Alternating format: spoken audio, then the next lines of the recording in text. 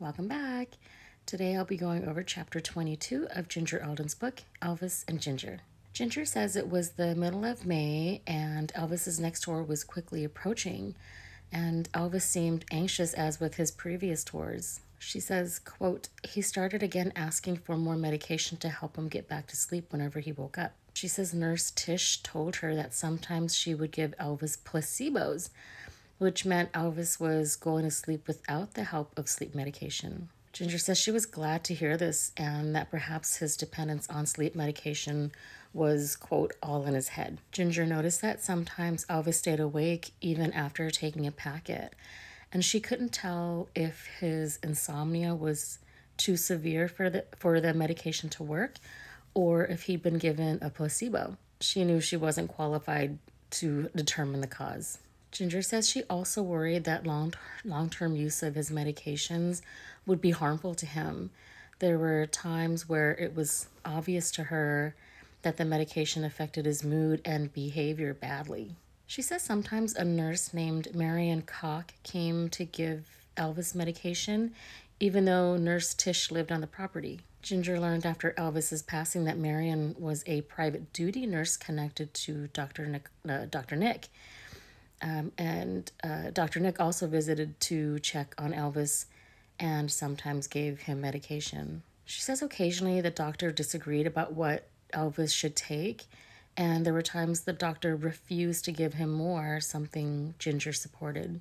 Ginger says, quote, I continue to wonder how, with nurses and Dr. Nicopolis tending to him both at home and on tour, Elvis had gotten to a point in his life where he was so dependent on the sleep medication. She says she saw one time Elvis forget to take his sleep packet, and he indeed fell asleep. She would have liked his doctors to have done an experiment and refused to give him sleep packets for 1 or 2 nights, and that she would have helped him. If they ever did that, though, she never witnessed it.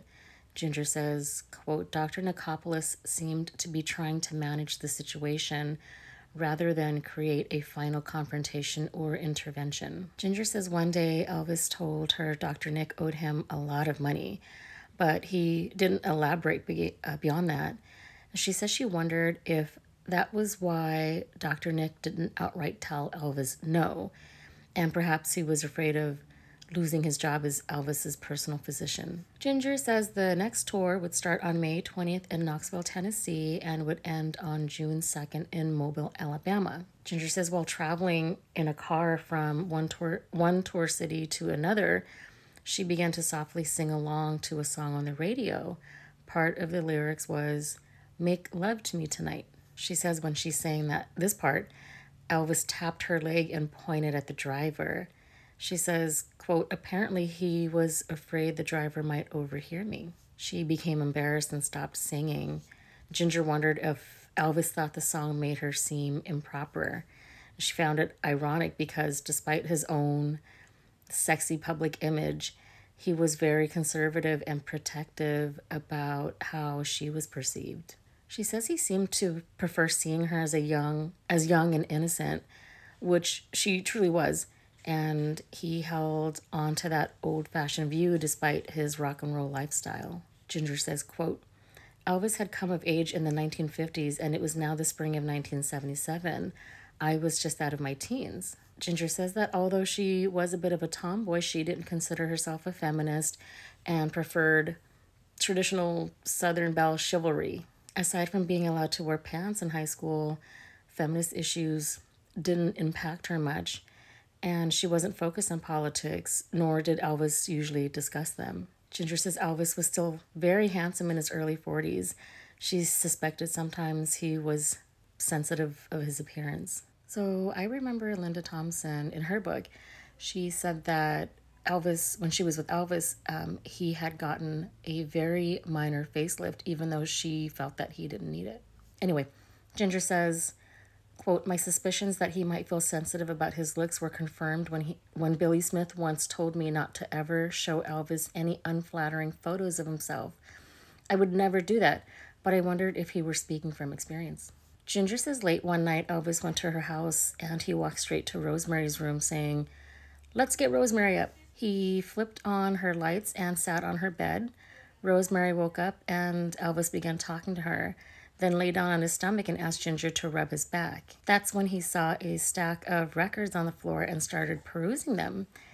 He stopped when he saw his own record, Elvis, the Sun Sessions. The cover was a picture of a young Elvis, and she wondered what was going through Elvis's mind as he stared at it.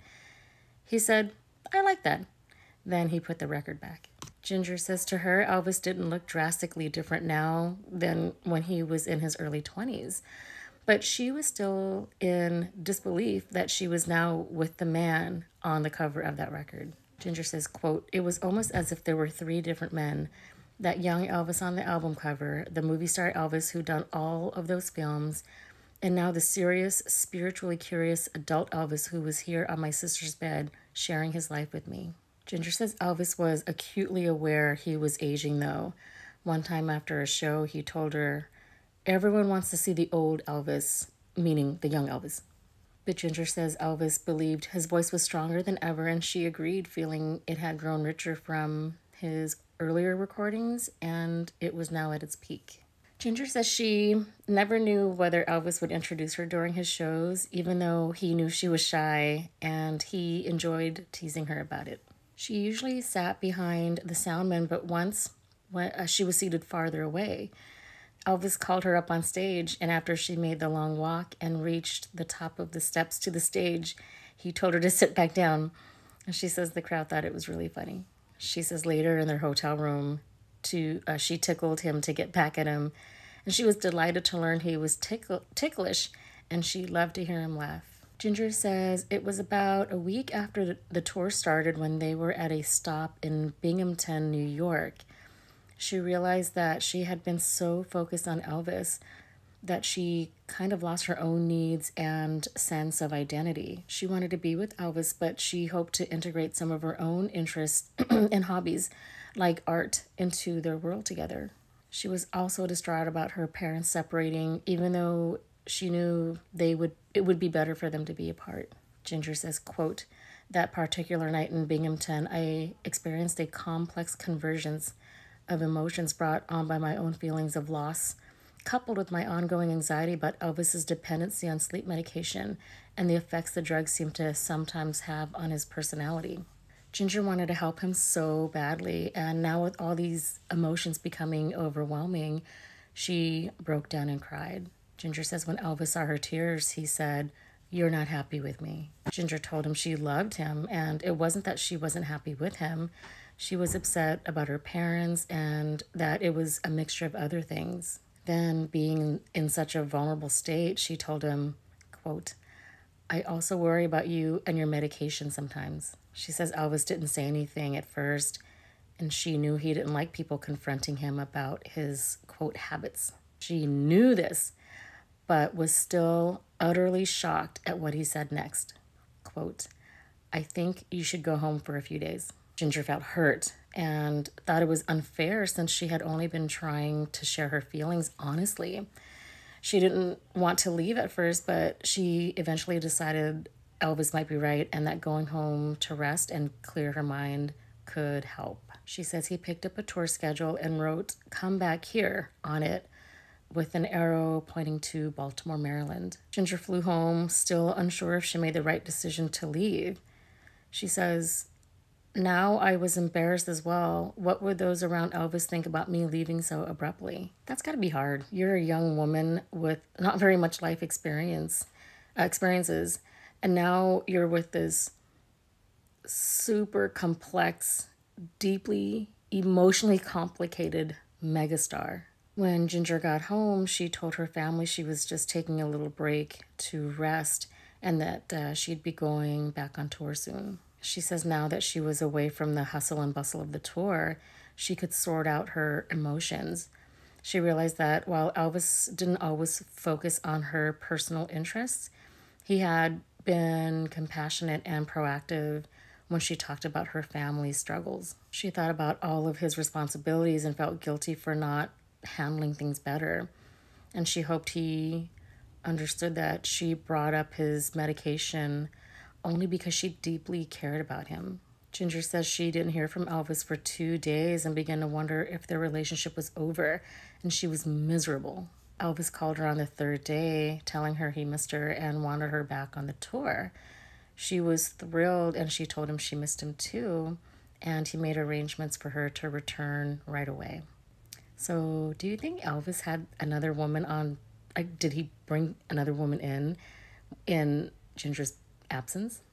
Anyway, she says the next day a car pulled up to her house to take her to the airport, and she was very surprised to see Elvis sitting in the back seat. She thought he would have sent one of the guys to pick her up, but he had actually left his tour to come get her. She climbed in the car and saw that a bodyguard, Billy Smith, and Larry Geller were also in the vehicle.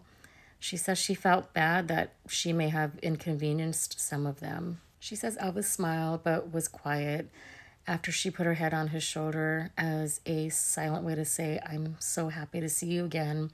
He held her hand. Back in his bedroom on the Lisa Marie, Elvis told her he knew that she was really upset about her parents' her parents' marital situation, and he wanted to help her with it. Ginger remembered how he reacted the night she brought up her concerns about her parents and his medication use and how he sent her home. She was more careful about how to approach this subject now because she wanted to get through to him how she felt about his usage. Ginger said, quote, "Elvis, you mentioned that you thought I was unhappy with you. I love you, but it's how the medication makes you act sometimes that I don't like." Ginger says Elvis tapped his temple with his finger and said, "Ginger, you don't understand me." She told him she was trying, but he changed the subject to art. He said he would set up a room where she could do her art at Graceland. Ginger says, quote, "Any conversation about medication would have to be approached carefully and in time. I knew I couldn't change things in one day, but I was determined to keep trying." Ginger says one night towards the end of the tour, Elvis was on stage sitting at the piano singing Unchained Melody. A few audience members threw coins at him, and this made him very angry because he thought they were trying to hurt him. Ginger tried to calm him down and told him that his fans loved him and wanted to see him perform, but it was difficult to see him when he was sitting down. She told him his fans loved him so much he could just walk on stage and not say a thing and they'd still be happy. Vernon, though, was much more blunt, telling Elvis, "Son, they don't pay to see you sit down." They returned to Memphis before Elvis's tour would start again in a couple of weeks. Ginger says on June 4th, Elvis was in a great mood and wanted to surprise Larry and Elvis's backup singer, Kathy Westmoreland, with brand new Lincoln Continentals. She says Billy Smith and Ricky were there for the surprise. While Ginger and Kathy looked over Kathy's new car, Charlie came out, and Elvis told Ginger to go on a test drive with Kathy. When the girls got back from their drive around the neighborhood, she saw only Billy was standing on the porch holding the jug of water Elvis had before they took off for the test drive. She says Billy had a solemn look on his face. Billy handed her the jug and told her to take it upstairs to Elvis, and then just walked away. Ginger was confused about what was going on, so she went upstairs and found Elvis and Charlie in the bathroom. Elvis looked deep in thought, and Charlie was sitting on the toilet with his back face to her, but neither one of them were talking. She says she walked around to look at Charlie and saw his nose was bloody and swollen, and she asked what happened. She says Elvis laughed nervously and told her, "Well, Charlie was drinking and mouthing off about me giving cars to Kathy and Larry and saying something about him getting a Rolls Royce and prices and was embarrassing me. I told him to shut up. He was spoiling the moment." Charlie had told Elvis to hit him, so Elvis did. Ginger says Charlie gave a stiff laugh and then played it off as no big deal. She says they joked around for a bit and then Charlie walked out. She could tell Elvis felt bad for what had happened and kept saying, "Charlie shouldn't have done that." Ginger says she felt that they were both in the wrong. Charlie should know Elvis well enough to understand gift-giving moments were huge to him. She wondered if there were problems rising between Elvis and Charlie too, because who would punch a friend even if they asked for it? When they woke later that afternoon, Ginger says Elvis was really down and told her he wanted to go to Vegas. And Ginger thought he was just trying to run away from what happened. Ginger says she told Billy this later, and Billy told her she shouldn't accompany Elvis to Vegas because he, quote, would probably get something he didn't need. She didn't know what Billy meant by this, and she didn't ask. She says she told Elvis she didn't think he should go to Vegas and run away from his problems. He was quiet and didn't say anything else about going to Vegas, and after a while, it seemed that his mood improved. Ginger went home the next morning, and when she called Graceland, she was surprised to hear Elvis was not there. And she wondered if he had gone to Vegas after all, and she began to worry. Ginger says later that night, Elvis called her, and she suspected he was calling her from Vegas. Ginger says, quote, from his heavy-sounding voice, it sounded like he'd taken sleep medication.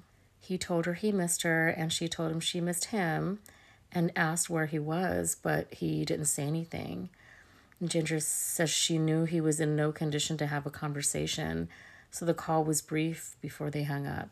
The next afternoon, someone from Graceland called and told her Elvis wanted her to go over, but didn't put Elvis on the phone. She rushed over to Graceland to find Elvis in bed, his eyes closed, and he was hooked up to an IV.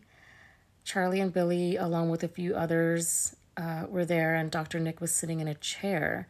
She sat on the bed next to Elvis.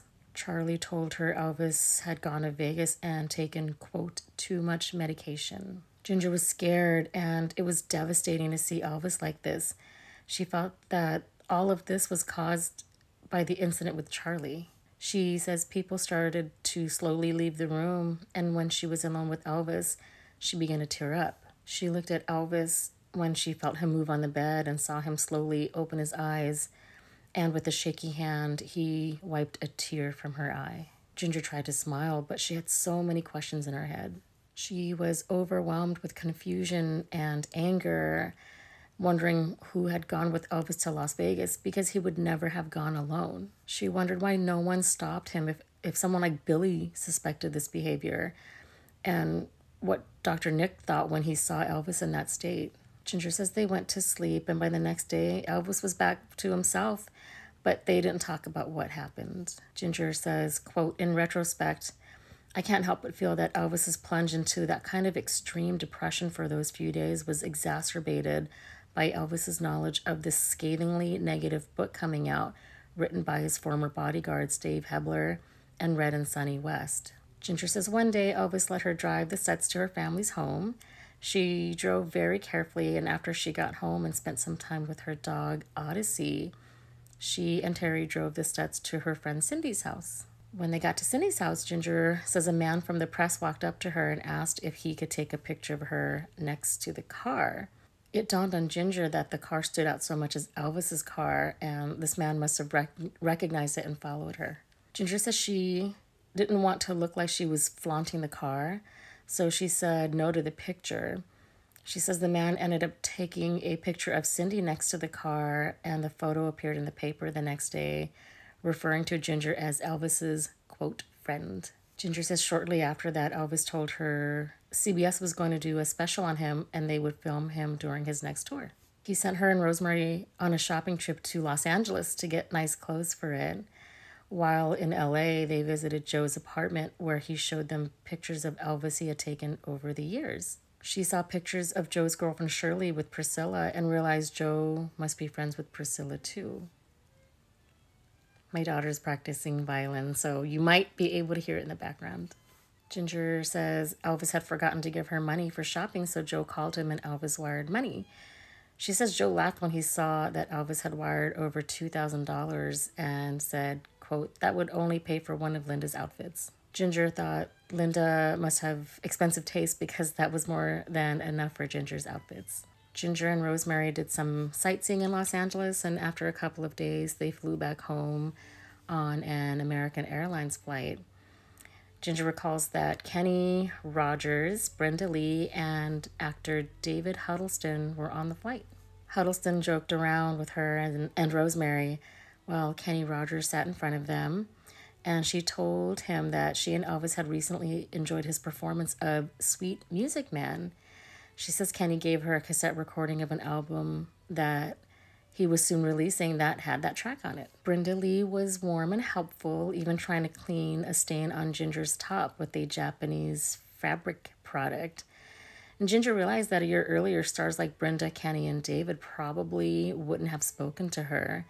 And she felt grateful that being with Elvis had opened this new, exciting world to her. By the time Ginger got back to Graceland, Lisa was in town and had taken to calling Ginger by Elvis's nickname for her, Gingerbread. She says Lisa hadn't been told about their engagement yet, saying Elvis wanted to wait for the right time. Ginger says, quote, "This would represent a significant change in his daughter's life, and he wanted the announcement handled properly. He asked me not to share the news with her yet either." Ginger says Lisa often played outside at Graceland and one day invited her for a fast, dusty, and fun golf cart ride around the grounds. Ginger enjoyed it and looked forward to spending more time with her. One afternoon, she was sitting on Elvis's bed while he was standing at his bathroom sink. He suddenly spotted something outside, grabbed a machine gun, and ran out, saying he thought someone with the gun was chasing Lisa and the other girls. Terrified, Ginger followed him out front, only to realize it was just his cousin's kids playing with the plastic toy gun. They both laughed and went back into the house when they saw one of the tour jeeps making its way up the driveway. That's it for chapter 22. Stay tuned for chapter 23, where they go back on tour and CBS begins filming their special. And Ginger also details an incident where Elvis loses his temper and disappears from their hotel. I'll see you then.